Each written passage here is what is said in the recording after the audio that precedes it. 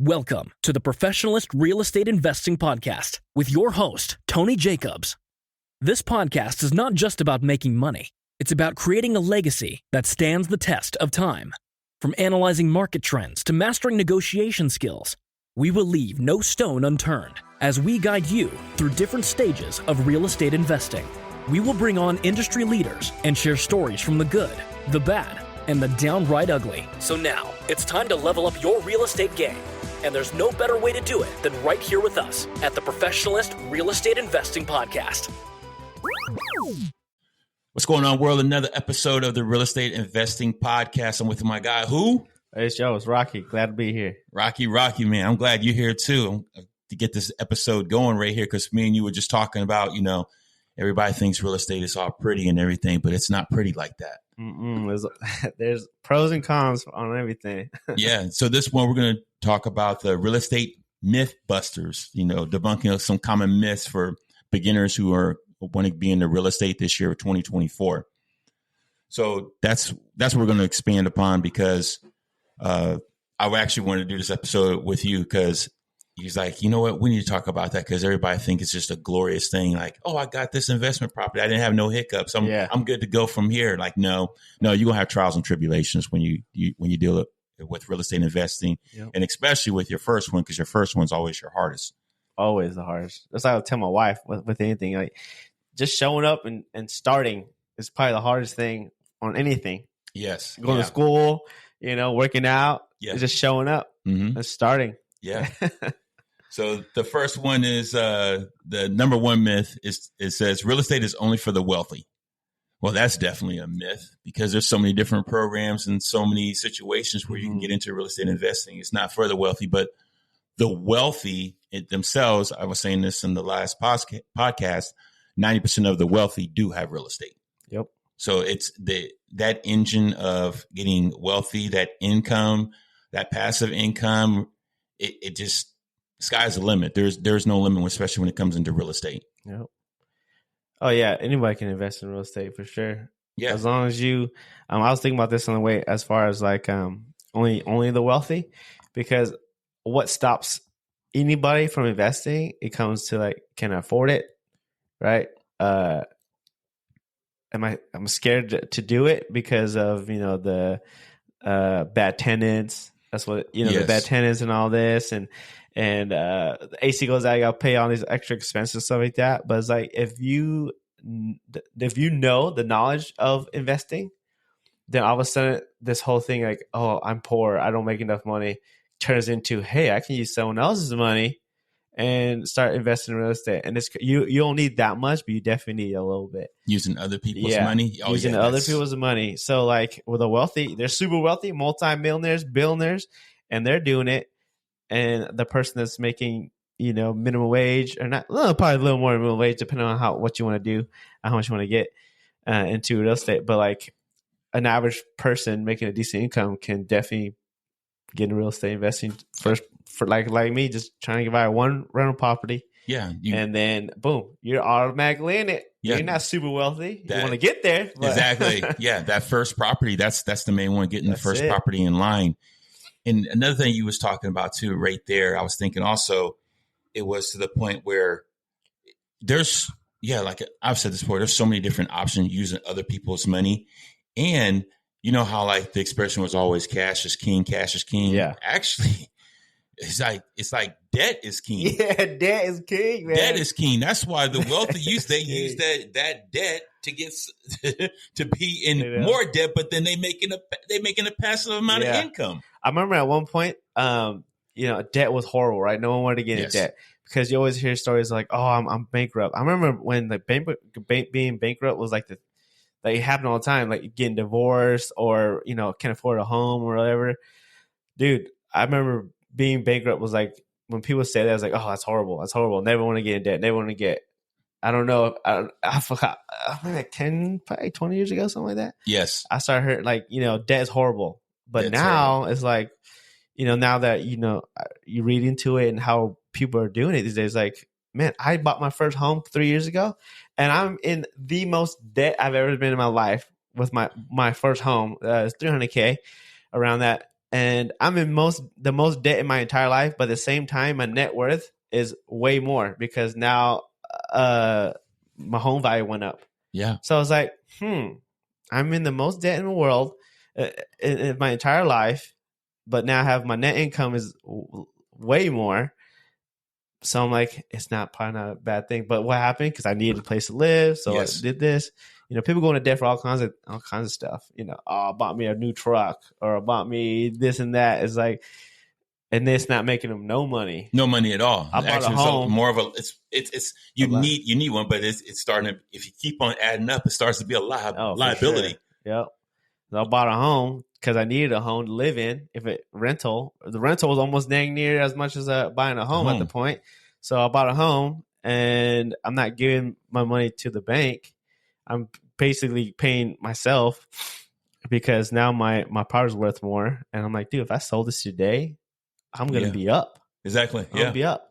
Yeah. Because I use someone else's money, debt, to get that money. And what I do, I just pay my mortgage, and now I'm up.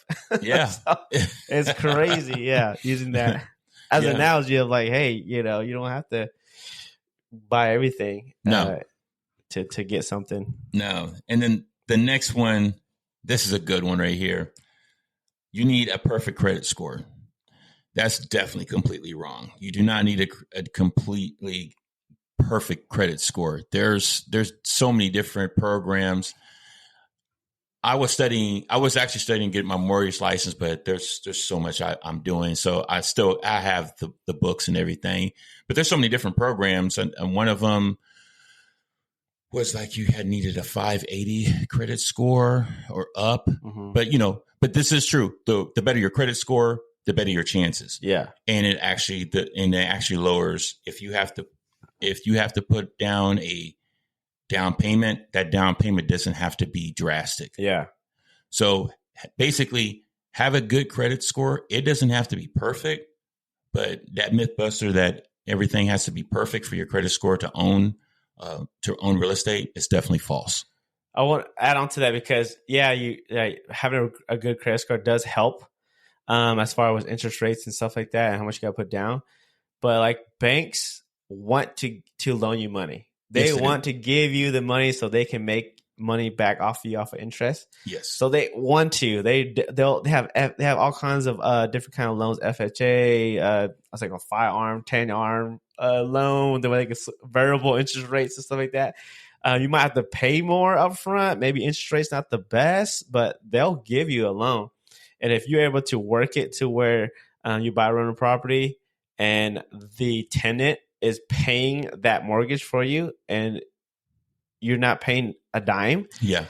You're making money right there. You're in a good situation. You're in a good situation. That's the best thing I can hope for. My thing, my first one. But like the thing to remember is like banks, they want to give you money. They want to loan you money.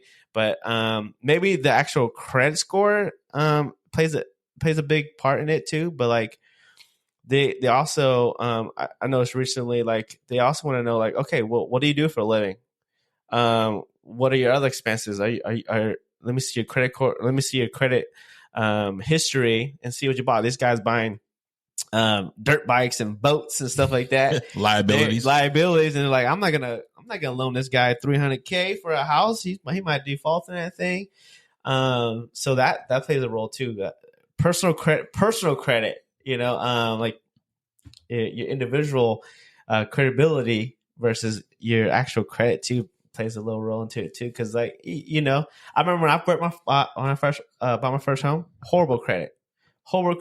I had less than a month as a nurse, and I went to the bank and I tried to get a loan for a house, and they saw that I was in the healthcare field for almost 7-8 years at the time.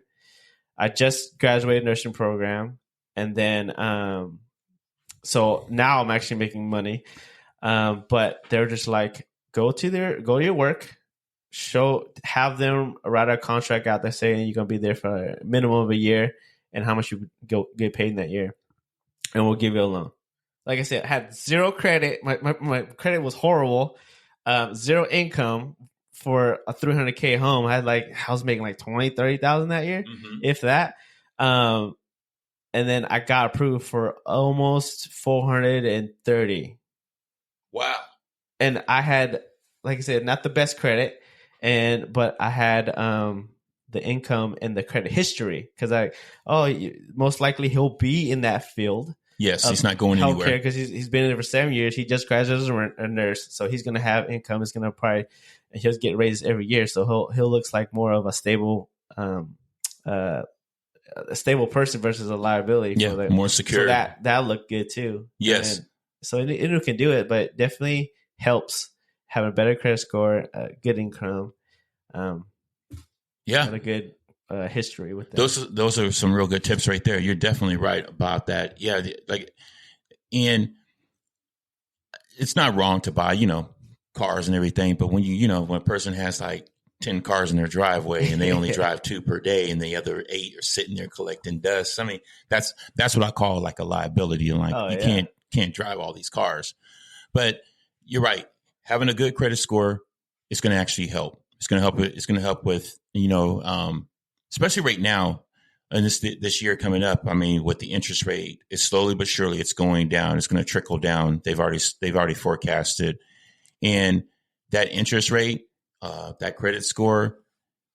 That's why, and I tell people, I was talking on the last episode with Marcus. It's like it's good that you have a good lender. Not a good lender, a great lender, because it tell you all the different options, all the different programs where you can be qualified. I mean, there's stuff out there that we have no idea about because we're not in the field of lending, but that's their jobs. That's their purpose. So definitely having a good lender is going to help out a whole lot to get you to your financial goal where you want to be in real estate investing. Yeah. There's so many different kind of loans that and programs that they can you can qualify for.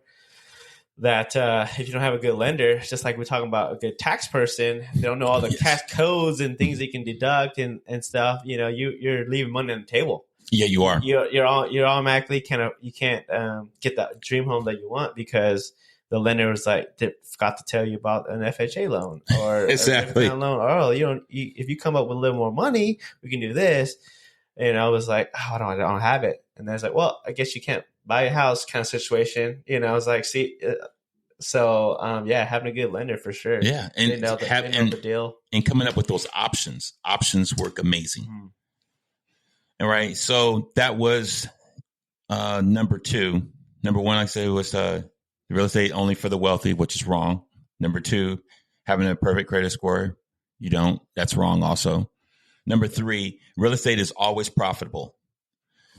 I thought of this when we was talking about this because every real estate investment is not profitable. There's some that you should just walk away from because it just looks horrible. And then when you get the numbers,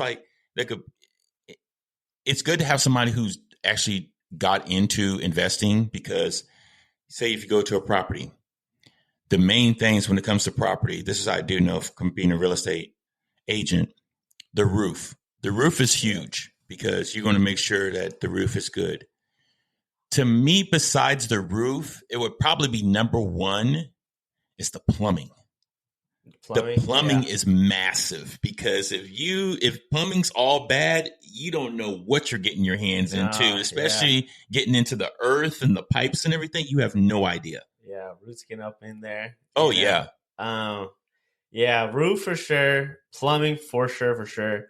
Another one that I didn't know until I bought my first home was foundation. Oh, yes. Because if you don't have a good foundation underneath your home, I mean, it can ruin everything. Everything. Your plumbing, your roof. All the above. It just cracks one side and all that we just talked about will get ruined. Yes.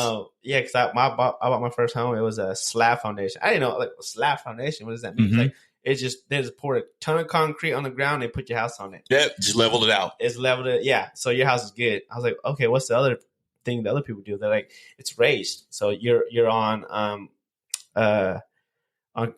concrete support beams or something like that. Yes.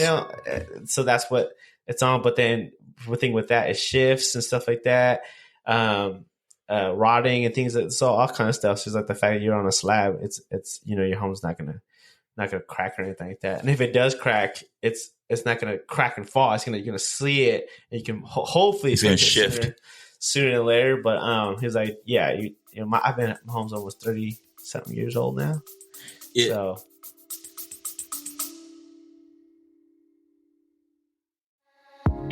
Attention realtors.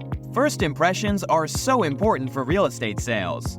Having a clean logo with easy-to-read information can impress a buyer and potentially get you that sale.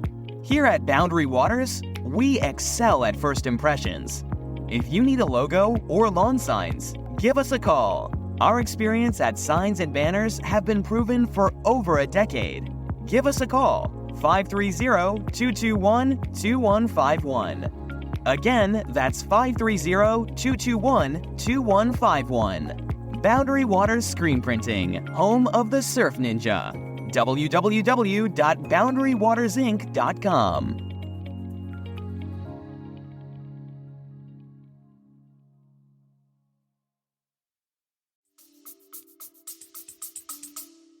Yeah, I'm glad you said that, because there was actually a gentleman I used to work with back in the day, and he did fix and flips, and he actually did work the residency for the nurses and everything. Yeah. And he actually got a hold of a property where the foundation was cracked. Yep. So he got it, but he knew of a way how to fix the crack. Oh, and nice. he was able to do it. I was like, I said, that's even possible? He says, actually, Tony, there is a way. He says, it just depends who you work with. He said, but I've been doing this. I've been doing this for the past 30 years. I know exactly what to do. Yeah. And the last thing he told me, the house looks immaculate. So I was like, wow, I had no idea about that. He probably got a huge discount right there. He's like, the light fixture, this, and that big old crack in the ground. There, exactly. That I know how to fix, but I'm not going to tell you. Yeah, for sure. That's a $50,000 job, but yeah. Oh my for $5. Goodness. Yes. And then the next myth. Oh, flipping is the only way to make money. That's definitely a myth also, because you don't have to flip homes that's not the only option in real estate. I mean, there's, like I said, getting a house, you can get a house by yourself. If the thing when it comes to real estate investing, it's going to be up to the person what they want. If they feel that a house is going to be a good investment, to each his own. If a person thinks that multifamily is going to be a good investment with syndication, to each his own. It's just, you just want to make sure that whatever it is, you're profitable. Yeah, that's it. Like end of the day. Yeah.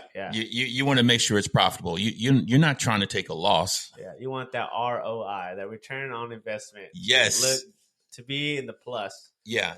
10 years down the road, you're in the negative, like, oh, that was a bad investment. Exactly. And make sure you know somebody who knows how to do the numbers. Yeah. Not do the numbers. So going to a property, like, you want to pick out all the ugly and how much it's going to cost to get it repaired. Yeah. It's like so for me, I'm looking into investment properties and stuff, like looking at houses. The knowledge I have is from buying my house. It's got to start somewhere. So yeah. So but I mean, I'm one of those people like, why do you do this? Why is this? I sat down with my loan officer, and we went through all the options and of what I can do and what I should do. And she kind of guided me through it. But at the end of the day, I made a decision with what I wanted to do.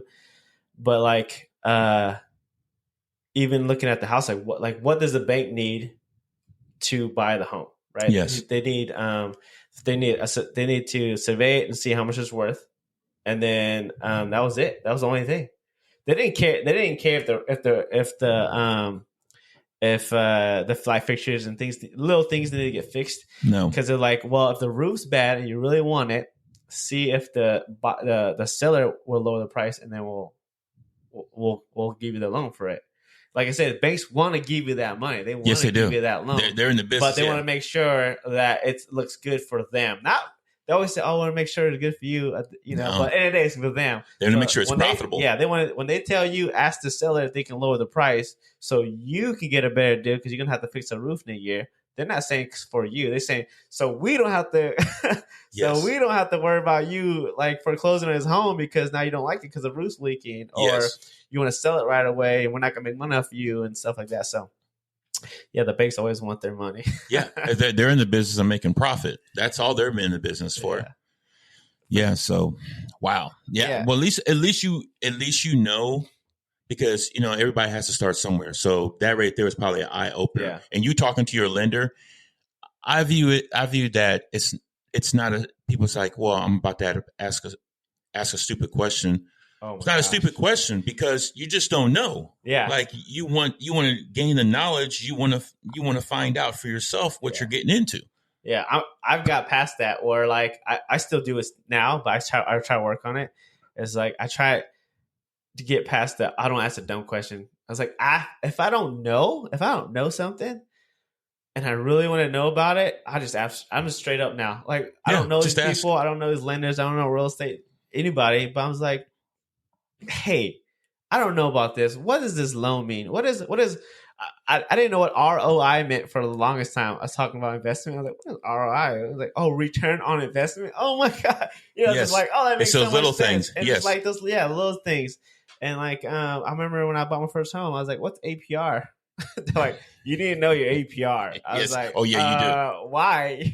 She's like, what is your annual APR and what is the APR monthly and all this stuff? Like, oh, okay, that makes a huge difference from 5% to a 2%. Yes, huge, yeah. Like, oh exactly. yeah. How much do you pay? What's your rate? Yeah, So yeah, knowing the lingo definitely helped too. Yeah, knowing that. I think one podcast we need to do that on, because there's a lot of people who do not understand the acronyms when it comes to real estate investing. There's so much, but like the typical, the APR, the ROI, like people have no idea. And like, what is that you speak in foreign? And it makes things so much clearer too when you think about it. You're like, oh, okay, that makes sense. Yeah, you say that. They just want to break it down so they have to say the whole 3 words. Yeah. And the next myth: real estate investing requires full-time commitment. The only time it's going to require a commitment like that is if you're a real estate professionalist. Mm-hmm. And that's a whole different chapter, but that's a person that's dedicated to, they own their property. They do everything with their property, and they have, 1, 2, or multiple properties, but that's a different, that's actually a different tax bracket when it comes right there. Yeah. The government really, they're really strict on that. But if you are getting into a real estate investing, professionals, real estate investor, I should say, that right there, like if you go through the guidelines, they bless you pretty good when it comes to taxes. Yeah. Yeah. I had a sister, she was thinking about moving out of state. And she couldn't sell a home, but she had a nice piece of property. 3-bedroom, 2-bath, and it was out in the country a little bit. It was a nice little property, and she could easily rent it in that area. But she's like, I don't want to deal with renters and broken plumbing and all this stuff. I'm like, they have people that'll do that for you. Yes. They have people that do that for you. I mean, and you could do it yourself. If you set your home up to where everything's running great, I mean, it's going to take care of itself. The biggest thing is to where you're not really on the phone with your tenants and stuff 24/7. And this is just me coming from like maybe a 1-bedroom or a single home or a duplex, even a 4-plex. If you get good tenants and you explain to them what the lease is, they'll take care of it themselves. Yes, they will. Most likely, because I was renting a home, and she's like, the lawn needs to be mowed, and it's going to be watered. Your water's paid for. If you can just mow, and tell me if there's any major issues. I was like, okay. I never called her once. I lived in their house for like 7 years. I never called her once. Every month I pay my rent. She was like, any issues? Like, no. I was like, oh, we had a light bulb and this and that go out, but I switched it. The blinds broke. I switched it out, and she was grateful. She sometimes give me a break every couple months or whatever. I should give a little break on my rent, but like I was a great He was a great tenant. He was a great tenant. But there's, there's leases out there that, explain to people, because a lot of people think it's like a hotel. I go in, I check in, I'm gonna live there for a little bit. If something breaks, whatever, you just call up the phone and they come fix it. A lot of times, sometimes you just need a plunger.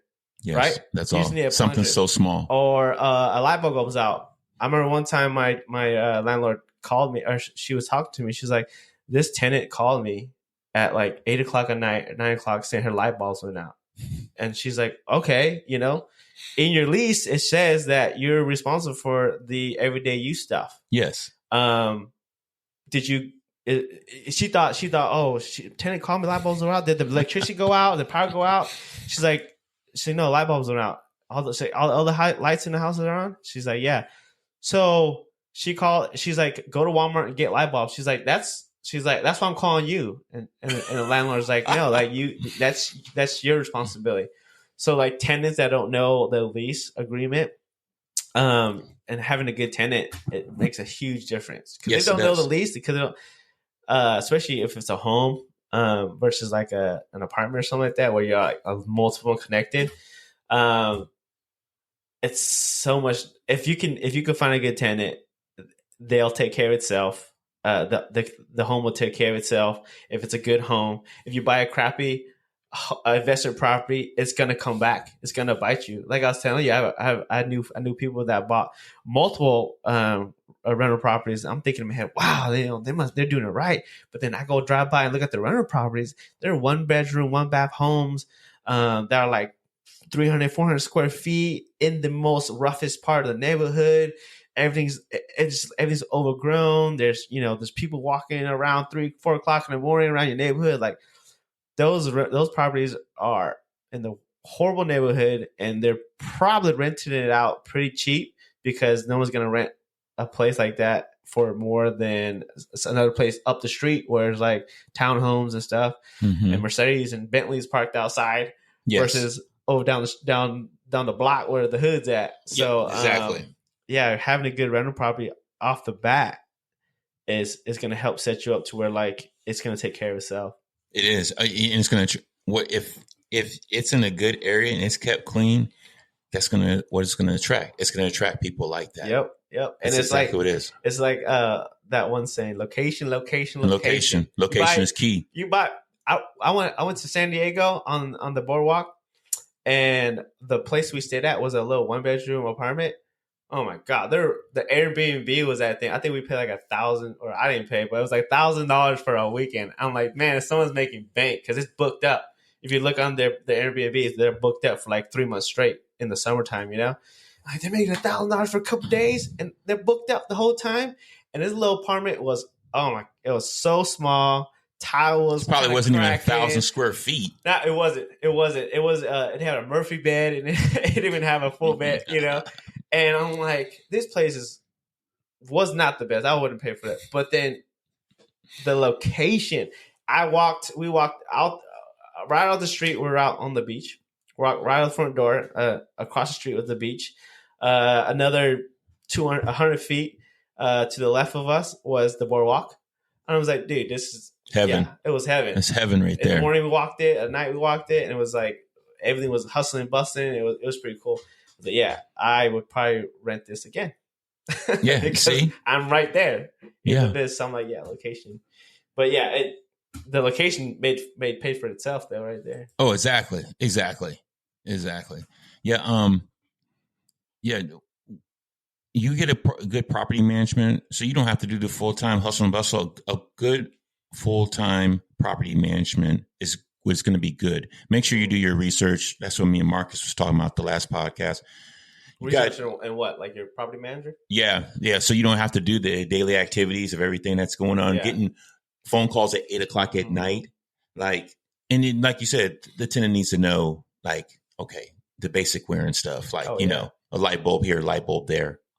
Yeah, you can change that. You don't need to call me. Yeah, but if you just want to get that passive income, and hey, how about hire a property management and make sure they're doing their job. They're doing their job. Okay, another myth: you must start with a single family home. It's up to a person's preference. That's for sure. It's up to a preference. That's a preference right there. I mean, there's people who do that. There's people who do mobile homes. There's people who do multifamily, the syndication. It's going to be up to your preference. A lot of it deals with basically, of all things, money, of course, but how much they have and how much they're going to get back in return. Yep. That's what investing is about in anything you do. That's what it comes down to. How much am I going to get back on this return? Yeah, exactly. Yeah, because my whole thing is like I want to start with a single family home just because that's where I want to start. But the more you look into investing into real estate, the more you learn, and the more the risk versus the benefits. Because a single family home is I would say, not as risky as buying a apartment complex, right? Because you got to deal with multiple tenants, you got to deal with a lot more people are involved with that versus a single family home. You deal with one tenant and it's easier. It's more upfront. You talk about things versus like you got to talk to 10 people,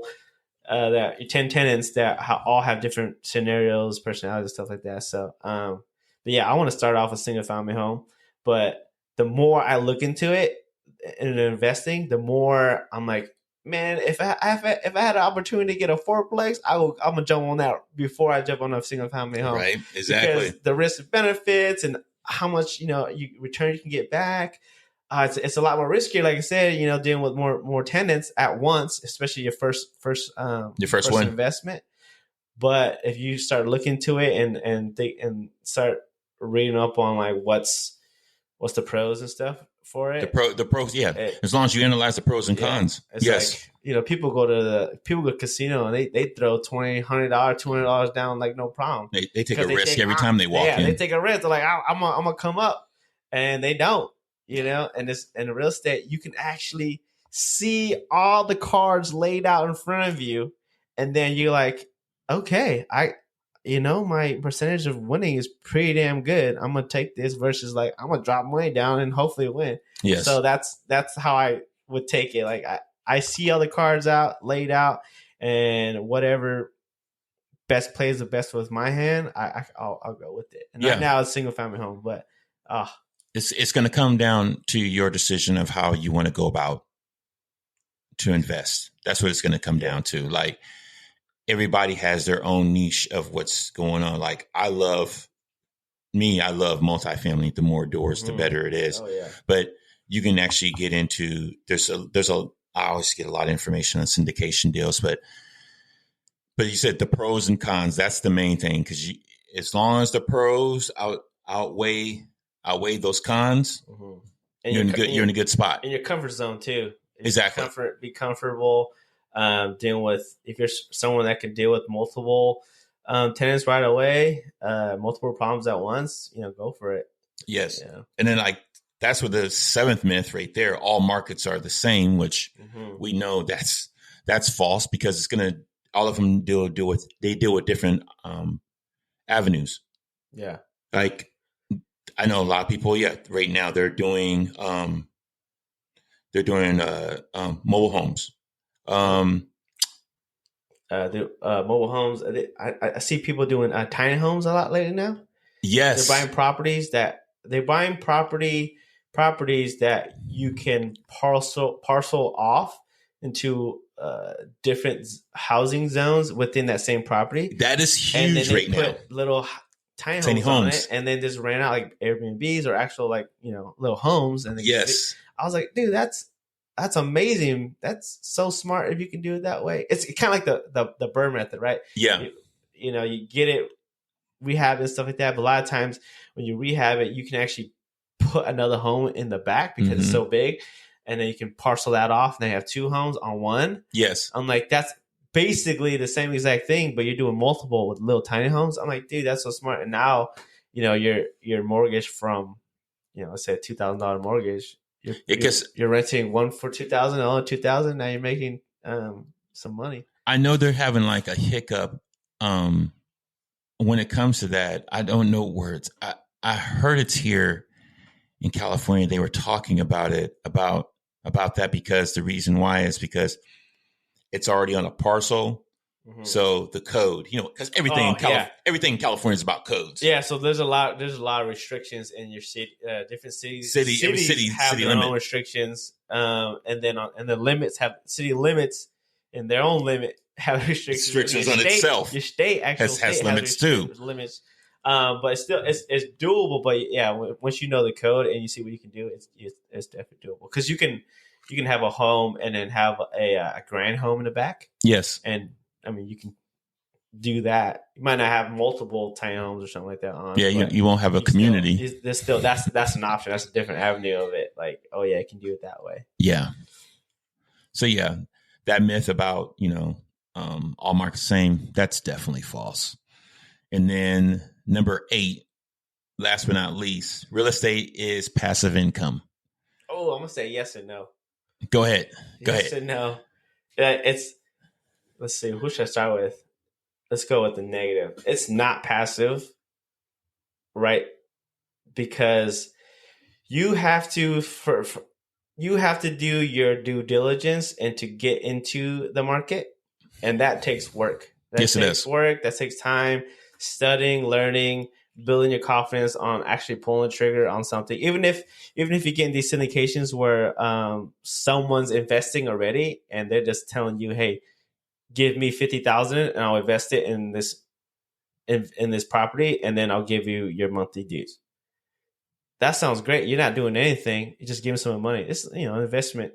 So that's great, but at the same time, you still have to do your work. You got to vet these people, vet these companies, and see if it's going to work. Look at the property that they're trying to invest in.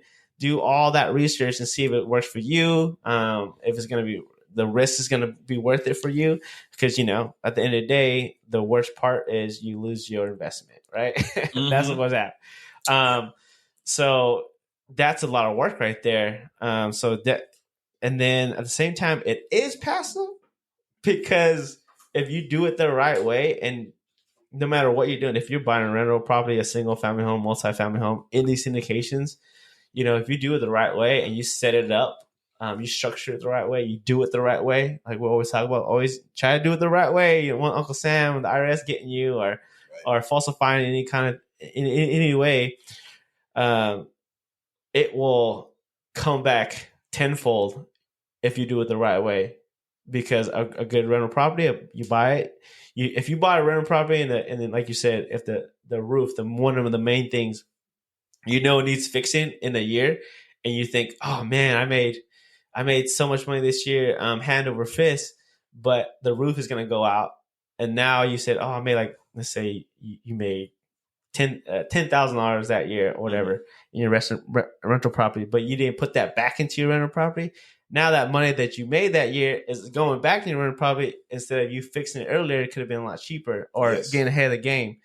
But yeah, because I always say yesterday's prices is not today's prices. Yeah. For sure. If you fix things sooner than later, like if you're in a better situation, better spot when you actually have money, fix it now, because later on you might not have that money, you might not have that time to fix it. So those are always bad parts about it. But once you do it the right way though, and you have a good rental property and a good tenant, it'll just take care of itself. And then you have that rental property for 5, let's say 10 years. 10 years, it's paid off, a third of the way. And you're like, wow, you have a net income of $100,000 plus when you just invested $30,000-$40,000 into his rental property. You have $100,000 plus in net worth, but then if you sold the home, you would even make more, and then you have passive income coming in. You're gonna feel a lot more better, and be a lot more better off just doing it the right way off the bat. And I believe also too that it's not all passive income, because you can actually take a loss or two for the first couple of years to get where you need to be at. And like we said, I'm glad you said that. For sure. Yeah, because you gotta be willing to take those losses. Yeah, and losses, and then you know what? Right, make sure you got a good tax person, because you know what? You can those tax write-offs. Yeah, that can be used. Yeah, and also too, I was also thinking also that when it comes to the passive income, you want to do your numbers, but down the road, because what you do is you have a portfolio. That's what it is. You want to see how long. There's people who structure how long they want to have an investment. Some want it for 3 years, some want 5 years, some want it 7 years. They want to see how much money they can make as profit or for passive income, and then maybe go into something bigger. So it all deals with one, what type of real estate investing niche you're going to be in. You know, like I said, residential, commercial, mobile homes. It just depends on that one. So you need to find out what's going to be best for you overall. Yeah. And your plan, your overall, your end goal. Your end goal, yeah. I remember we talked about that. Yeah. Just what's your end goal? What's your plan? Like the banks will tell you that too if you buy a investment property. Yes. They'll be like, so what's your plan? Yeah. That's the first thing they say. What's your plan? You're going to rent it? You're going to flip it? What's your plan? So you need to know what your plan is. A good way to put it is what's your why? What's your why? What's your why? What is your plan as to your action? What are you going to do next? Yep. And a lot of people do it, because, the passive income, offset taxes. There's many, it just deals with the person and their situation. Why? So yeah, these are the myths. So I'll break all down these 8 again. Real estate is only for the wealthy. Myth 1, false. Myth 2, you need a perfect credit score. That's definitely false. Nope. Myth 3, real estate is always profitable. That's false. Flipping is the only way to make money. That's false. 5, real estate investing requires full-time commitment. No, it doesn't. Number 6, you must start with a single family home. That's definitely a false. Like I said, it's just up to you. Up to you and your situation. Yep. Number 7, all markets are the same. That's definitely incorrect. And number 8, real estate is passive, and that's false. Yep. But we want it to be passive. Oh yeah. But that's you and like I said, the first year or two, you're going to take some losses. You're going to take some losses. So that's why you need to know with the portfolio that you have, even before you sign in the dotted line that you have this property, you want to make sure that you do make some type of passive income into it. Some kind of overall goal with it, because if you have the property for 5 years and you're making zero off it, if you're paying the mortgage, right, instead of someone else paying the mortgage for you, exactly, that's not a good investment. You're not trying to take losses all the time. Losses, no. Make sure you make some money. That's the goal. You want to make money, set yourself up for the future to have more money in your pocket. So when you retire, that's my whole thing. Like when I retire, I want to have more money in my pocket. Yes. Than I need. Oh yes, exactly. To live my X amount of years left. That's it. Keep my family doing good, but at the same time, that's it. Right. So if anybody wants to get a hold of me, you can go to the website. Actually, this episode right here, I'm gonna do a blog post for it. It's at theprofessionalistrealestateinvesting.com. And then if you want to be on the podcast interviewed, go to real estate investing at theprofessionalist.info. And then, because I'm ready to take on some people. I'm like I was telling Marcus before, I'm like, the reason why I call this the Professional Real Estate Investing Podcast is because for people who know about real estate, they can bring out their gems, get their exposure, everything. Like, because the podcast and YouTube, like from COVID on, like it's huge. Oh yeah. It's huge right now. It's like you're basically your own broadcast. And so I'll even, tell people like, you know what, start a YouTube, start a podcast. Like, you know what, there's information that needs to be heard. Like there's a lot of things that a lot of people don't know about that they need to know about. Yeah. And it's not like it's a hidden gem. It's all online. Like, it's all online, you're talking about. And everyone has their own experiences. Exactly. And I love listening to experiences. Yeah, people's experiences. Everyone goes through it the wrong way, because you can go to anyone at a party and be like, oh yeah, I want to invest. And they're like, oh, that sounds great. I did it, right. But my mom and daddy gave me $200K to start. I'm like, that's nice. That's what a blessing. I had to go to school, get a good job, save up money, and now I barely have enough, but I'm gonna do it. I'm gonna invest in property too. So it's everyone has their own way. And you know what? Maybe that person that had 200K had some good insight. He's like, yeah, exactly. This is who I talked to, and this is who I talked to, and I'm like, oh, sweet, Oh, I always say, I haven't told you that. It only takes one person. It takes that one right person that can change your life. Oh yeah, change life. So, world, that's it. Just want to let everybody know. Stay blessed up. 2024, here we come. All right, peace.